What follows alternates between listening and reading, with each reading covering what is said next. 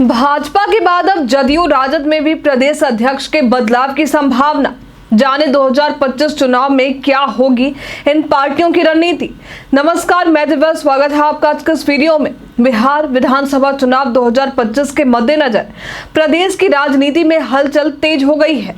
चुनाव की तैयारियों के लिए सभी प्रमुख दल अपने अपने तरीके से जुटे हुए हैं। इस दौरान राष्ट्रीय जनता दल यानी राजद, जदयू और भाजपा ने अपने संगठन में बड़े बदलाव किए हैं। लोकसभा चुनावों में जनता ने किसी भी पार्टी को पूर्ण बहुमत नहीं दिया था, जिससे सभी पार्टियां अब अपने संगठन को मजबूत करने में लगी हुई हैं।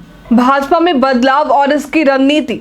लोकसभा चुनाव में भाजपा बिहार की 40 सीटों में एनडीए को 30 सीटें मिली थी, जबकि महागठबंधन को 9 सीटें प्राप्त हुई थी। एक सीट निर्दलीय उम्मीदवार पप्पू यादव ने जीती थी। एनडीए को 2014 और 2019 के चुनावों में हासिल 33 और 39 सीटों की तुलना में 9 सीटों का नुकसान हुआ था। इसके बाद से ही भाजपा ने अपनी स्थिति मजबूत करने के लिए कई बदलाव किए। पहले सम्राट चौधरी को प्रदेश अध्यक्ष बनाया गया, लेकिन इसके बावजूद लोकसभा चुनाव में पार्टी को अपेक्षित सफलता नहीं मिल पाई थी। इसके बाद दिलीप जायसवाल को प्रदेश अध्यक्ष बनाया गया।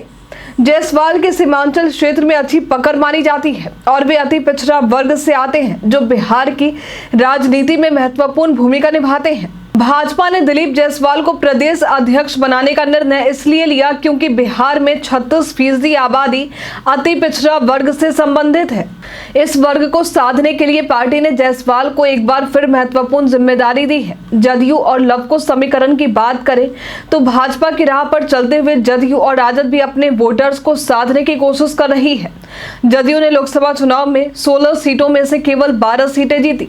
इसके बाद से जदयू में कई बदलाव किए जा रहे हैं। सीएम नीतीश कुमार ने प्रदेश कमेटी को भंग कर दिया है और नई कमेटी का गठन किया है। जदयू का लवकुश समीकरण अब भी कायम रह सकता है, जिसमें कुशवाहा जाति के नेता को प्रदेश अध्यक्ष बनाए जाने की उम्मीद है। राजद की राजनीति की बात करें तो राजद ने लोकसभा चुनाव में अच्छा प्रदर्शन नहीं किया। हालांकि 2019 के चुनाव में भी खाता नहीं खुला था। 2024 में तो राजद ने 4 सीटें भी जीती। तेजस्वी यादव ने लोकसभा चुनाव के दौरान अपने सक्रिय प्रचार अभियान से पार्टी को कुछ लाभ पहुंचाने की कोशिश की थी। हालांकि उम्मीद के मुताबिक परिणाम नहीं आया। तेजस्वी ने राजद की माई और बाप यानी मुस्लिम यादव और बहुजन अग्र आधी आबादी गरीब समीकरणों को महत्वपूर्ण बताया था। सीएम नीतीश कुमार के 28 जनवरी 2024 को महागठबंधन से अलग होकर बीजेपी के साथ नई सरकार बनाने के बाद से तेजस्वी यादव 2025 के विधानसभा चुनाव में महागठबंधन की सरकार बनाने का दावा कर रहे हैं। इसके मद्देनजर राजद भी अपने संगठन में बदलाव कर सकती है।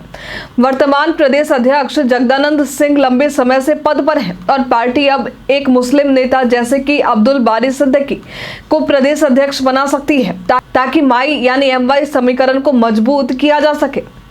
बिहार विधानसभा चुनाव 2025 के लिए सभी प्रमुख दल अपने अपने तरीके से संगठन को मजबूत करने में लगे हुए हैं। भाजपा ने दिलीप जायसवाल को प्रदेश अध्यक्ष बनाकर अति पिछड़ा वर्ग को साधने की कोशिश की है, जबकि जदयू और राजद भी अपने अपने तरीके से बदलाव कर रही है। इन बदलावों का असर चुनावी परिणाम पर क्या पड़ेगा, ये तो भविष्य ही बताएगा।